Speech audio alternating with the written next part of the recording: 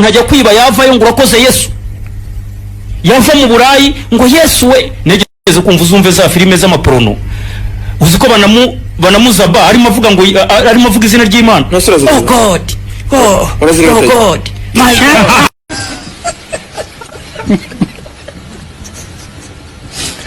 Ikibazo ni kimwe, none se urazireba wabimenye gute ariko babavuga? Guys, mbibutse ko urukiko ruzagaruka ku itariki ya mbere z'ukwezi kwa munani nta gihindutse, niyo makuru mba nivaniye mu nda y'isi. Wallahi nkumbuye urukiko manika ibiganza twagiye. Babalao wakubwira ngo muri izi kapo enye z'ibyamamare uhitemo kapo imwe igukorera umuti byanyabyo muri 2021, wahitamo gute? Twagiye.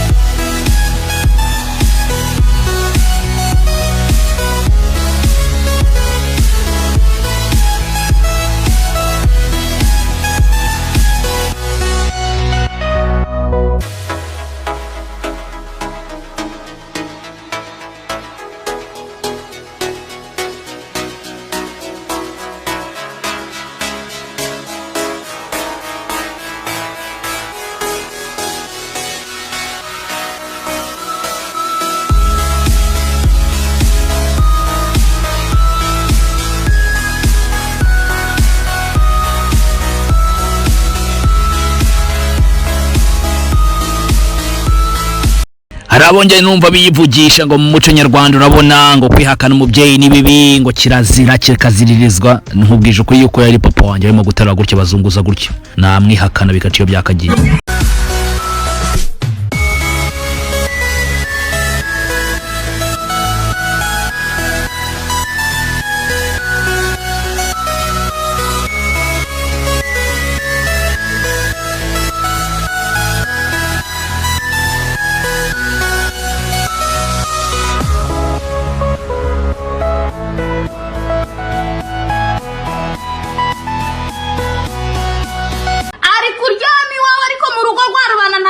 kuryama bikafu ababyemwe ngisako bwanyu guteka umwigisha gufurira umugabo hari abatecuru baba ibishigabo bakareka nako bwabo bakazabishigabo nimba warakuzura igishigabo bwira umukobwa ngo urabona nimba naratoraguye two mu giteme nawe ntari kuzaba menya ngo urwo nashatse siguzashaka bizatera umukobwa wawe kwitonda no kwifata. Murakoze mugira ijoro ryiza.